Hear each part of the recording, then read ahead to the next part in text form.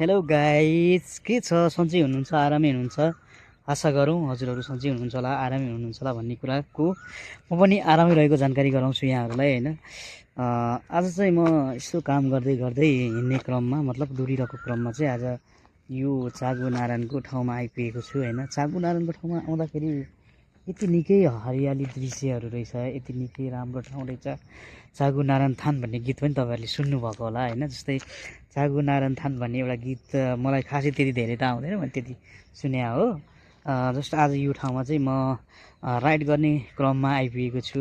आइपुग्दाखेरि मलाई चाहिँ यहाँनिर हुन्छ नि त, मनमा अब जतिसुकै पीडाहरू दुःखहरू भए पनि यहाँ चाहिँ यस्तो राम्रो प्राकृतिक मौसम रहेछ, निकै हरियाली रहेछ होइन। मनको दुःख पीडा सबै भुल्न सकिने खालको रहेछ है।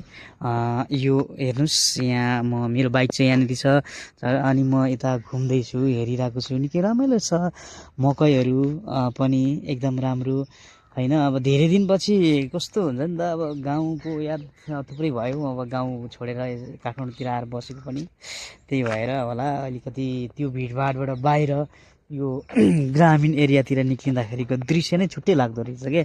यति हरियाली छ, थोरै पानी परिरहेको छ, पानी परेर पनि यति मजा लागिरहेको छ नि होइन हेर्नको लागि। हेर्नुहोस् न, यस्तो छ।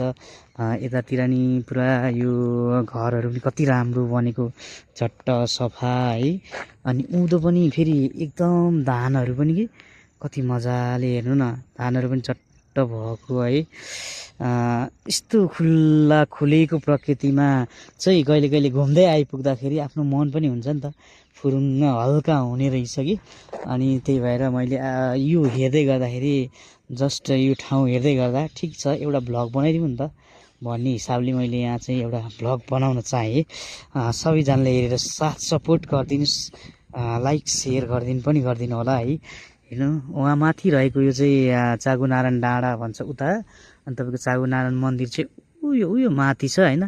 खासै अब जुममा चाहिँ मेरो क्यामेरा खासै राम्रो छैन, मोबाइल है, त्यही भएको कारणले त्यति राम्रो देखिँदैन। यो रहेको चाहिँ चागु नारायण मन्दिर हो। यहाँ निकै ठुलो बस्ती छ, यो जङ्गलहरू जस्तो देखिन्छ, तर भित्रभित्र चाहिँ धेरै घरहरू छ कि। अनि यहाँ हेर्नु न, अब यो तल पनि कस्तो मजाले मकैहरू भएको है, मकै। अनि तल चाहिँ टक्क अब त्यहाँ नि खाली रहेको जग्गा धान रोप्नुभएको छ, कस्तो मजाले है। यो असार साउनको मौसम हुन्छ नि त, हरियालीले भरिन्छ मजाले, कति रमाइलो लाग्छ। हेर्दा निकै रमाइलो देखिने कि, एकदम आनन्द आउने, घुम्दा हेर्दा धेरै रमाइलो लाग्ने। कहिले कहिले त लाग्छ जिन्दगी पनि मान्छेको यस्तै होला है, कहिले उजाडिन्छ कहिले भरिन्छ। जस्तै मौसम र प्रकृतिलाई पनि त हामीले हेर्न सक्छौँ नि होइन। कुनै दिन भनौँ न, कुनै समय यही ठाउँमा चाहिँ हरियालीहरू केही हुँदैन के, सबै उजाडिएको हुन्छ, रुखबिरुवाहरू सबै मरेको हुन्छ, मरुभूमि जस्तो हुन्छ नि त। अहिले चाहिँ जस्तै यो असार साउनको मौसम भएर होला, हेर्नु न यति धेरै हरियाली। प्राकृतिकलाई नै यति सुन्दर बनाइदिएछ नि यो हरियालीले।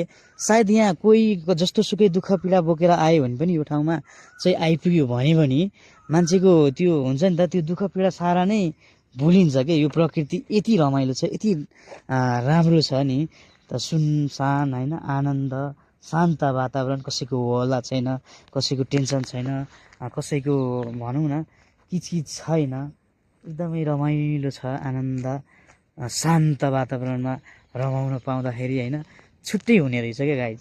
त्यही भएर मैले नि यहाँहरूलाई एउटा सानो भ्लग बनाएर यहाँहरू सामु पुर्याउने जमर्को गरेँ है। भन्दै अहिलेलाई चाहिँ अब मेरो राइड, म अहिले चाहिँ राइडकै क्रममा छु। राइड खासै अब यहाँ गाउँ एरियामा आएको भएर गर्दाखेरि चाहिँ मेरो खासै राइड लाग्दैन।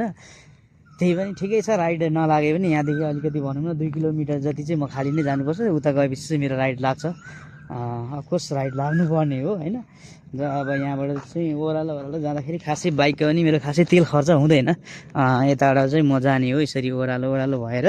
यो चागु नारायणको बाटो भयो, चागु नारायणबाट सरेर ओह्रालो झरेर यताबाट तल देखिने जुन बाटोबाट चाहिँ म यो के भन्छ दान्ची पनि भन्छ, अनि त्यसपछि थली भन्छ, उहाँमा पोरो छ त्यो थली। अनि उता माथि देखिने चाहिँ यताबाट बौद्ध जोरपाटी पुगिन्छ क्या, त्यतातिर पुग्ने हो।